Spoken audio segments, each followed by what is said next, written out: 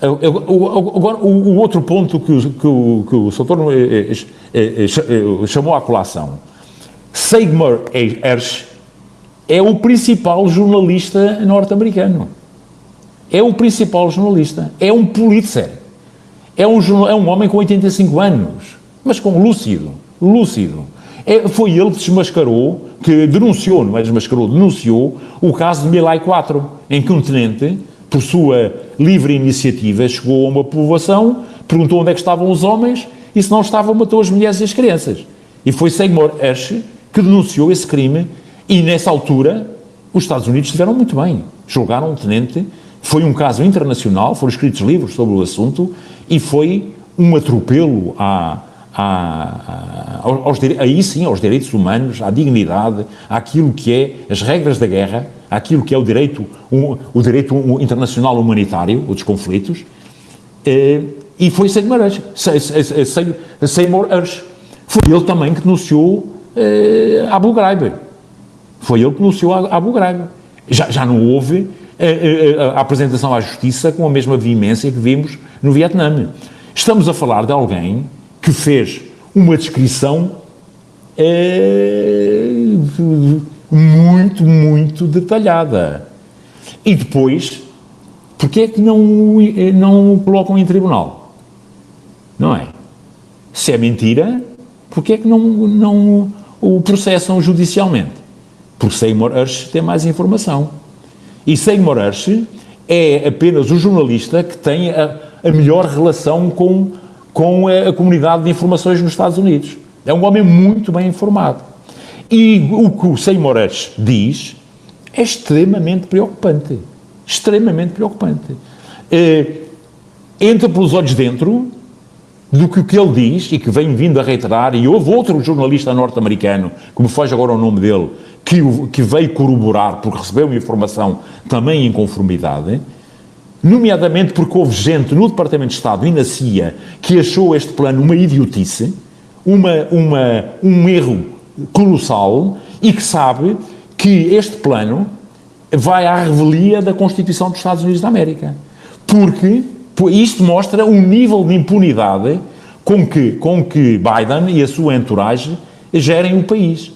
Porque o que está na lei nos Estados Unidos é uma operação desta natureza obriga a dar conhecimento ao Senado e ao Congresso. O Congresso e o Senado, à porta fechada, naturalmente, têm que ser informados. E para contornarem esta questão, os americanos não foram buscar as forças especiais, que normalmente quem conduz estas operações, e foram buscar um obscuro centro de mergulho de combate que está a algures na Panama City, na Flórida. Não é na cidade de Panamá, na Flórida. Mostra outra coisa. Mostra que a decisão da destruição do Nord Stream 2 foi tomada antes da invasão. Foi tomada em setembro.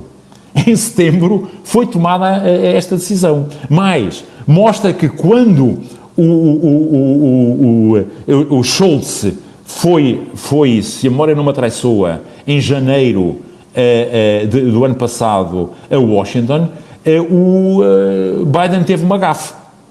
Biden fugiu-lhe a boca para a verdade. Disse: se houver invasão, grosso modo foi isto, nós resolvemos a questão dos pipelines. Mas a senhora Nuland, sempre a senhora Nuland, também o tinha dito. Mas a senhora Nuland agora até o disse no Senado, em relação a um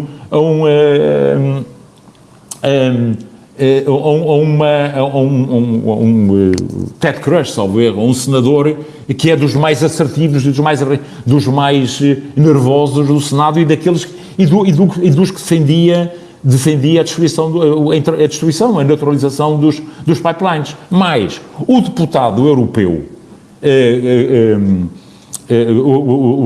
Sikorski, que é casado com aquela senhora americana Applebaum. Essa mesmo. Que é uma das referências agora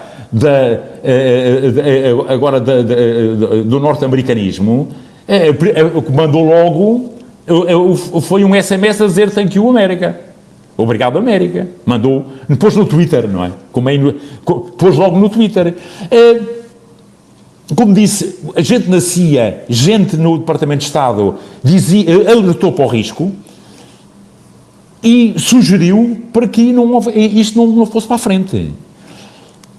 Esta situação causa um enorme mal-estar. Em boa verdade, o que temos é um país da NATO, os Estados Unidos, com a com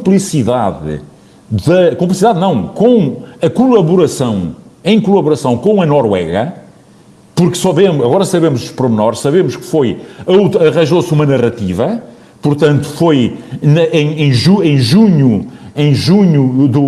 do ano passado, quando do exercício da NATO no Baltic Ops, que é um exercício que a 6ª Esquadra Americana faz todos os anos no Báltico. Portanto, arranjou-se uma narrativa, arranjou-se uma justificação que era luta antissubmarina, luta de minas, etc., para pôr gente a mergulhar.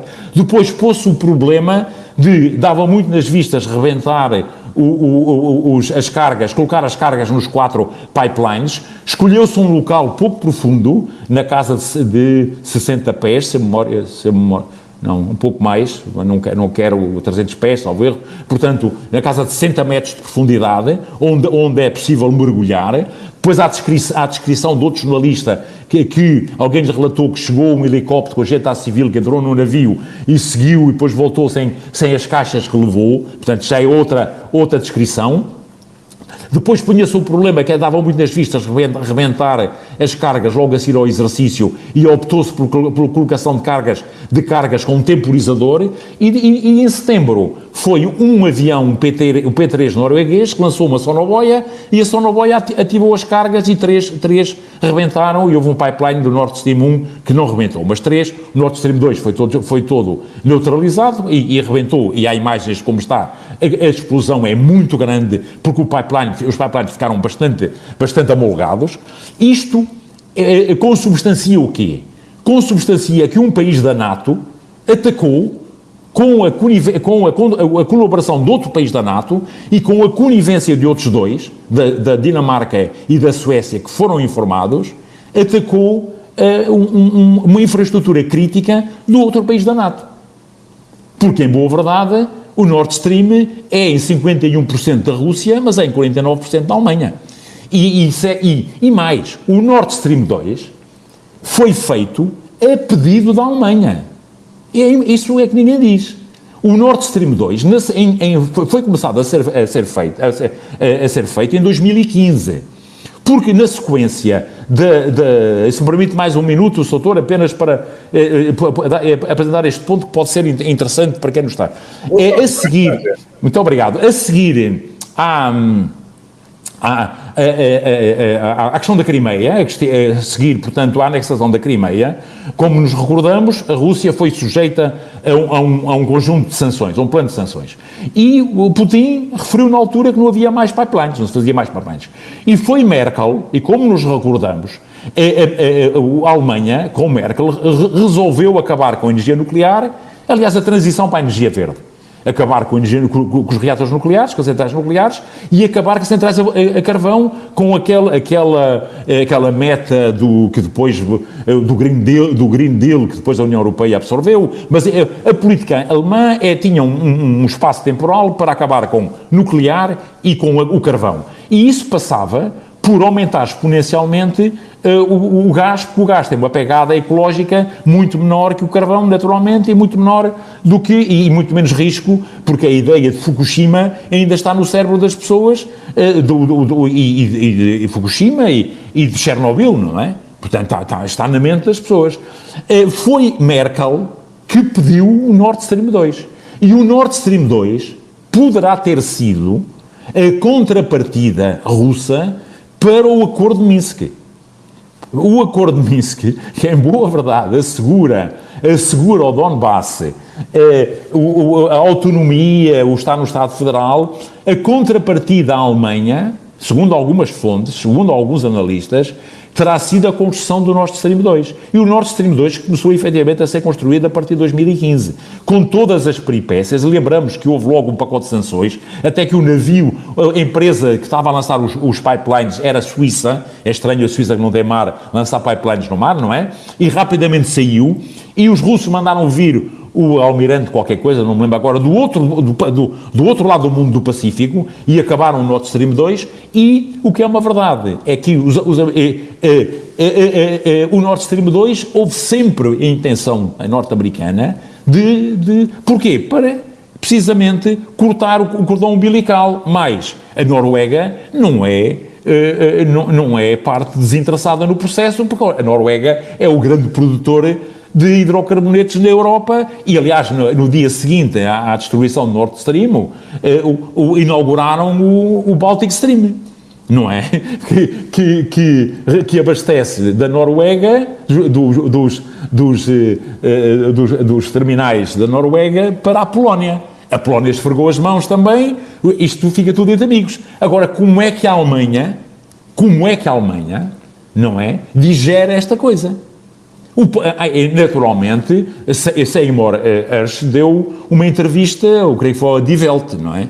E há no Parlamento gente que certamente isto vai ter impacto na NATO, naturalmente. Bem pode, e hoje soubemos, perdoem-me, Sr. Soutor e Sr. Comandante, hoje soubemos que um dos candidatos a secretário-geral da NATO para substituir o Sr. Stoltenberg é nada mais, nada menos, que vai lançar a sua candidatura espontânea, que se vai candidatar ao cargo, é nada mais, nada menos do que Boris Johnson. Portanto, isto é entregar o galinheiro à raposa. Outros nomes que se fala, Cynthia Christie, neta de um nazi, não é? De alguém ucraniana, um cidadão que tem o registro, aparentemente, pelos documentos que temos tido acesso, alguém que era absolutamente, eu não digo que o senhor fosse nazi, não é? Mas que era muito simpatizante da causa, pelo menos a informação que circula é essa, não é? Outro candidato, a senhora von der Leyen, não é?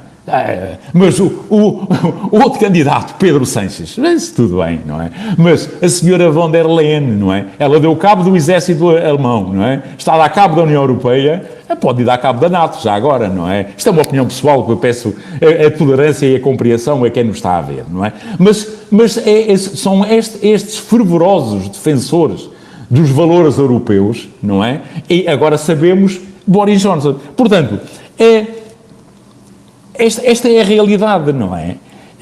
A sabotagem, efetivamente, é um ato de guerra. É um casus belli, até para a Rússia. A Rússia poderia utilizar este caso para declarar guerra à NATO. Aliás, o assunto foi levado ao Conselho de Segurança esta semana. Ficou protelado por mais alguns dias. O assunto neste momento veio à superfície. Seymour Hersh continua a falar no assunto e disse: não desliguem o canal, vêm mais coisas, vem mais informação. E os Estados Unidos ainda não o processaram. E em boa verdade, o que temos, e se me permite, Sr. para concluir, é a NATO voltar ao business as usual, depois de tantos anos à deriva. Neste momento é to keep the Americans in, to keep the Russians out, and to keep the Germans down.